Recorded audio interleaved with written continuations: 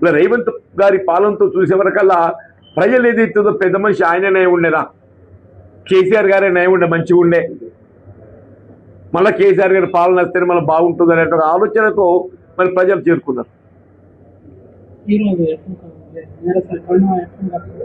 అది కేటీఆర్ గారు ఈ రోజు వస్తుంది జగిత్యాలకి, అంటే బీఆర్ఎస్ లో చేరడానికి ఏది ఇస్తుందో నిర్ణయం తీసుకోవడం జరిగింది. దాని కార్యరూపం ఏ విధంగా ఇవ్వడం అనేది వారు నిర్ణయిస్తారు. వారి నిర్ణయానికి అనుగుణంగా ఏది ఇస్తుందో ముందుకు పోవడం జరుగుతుంది.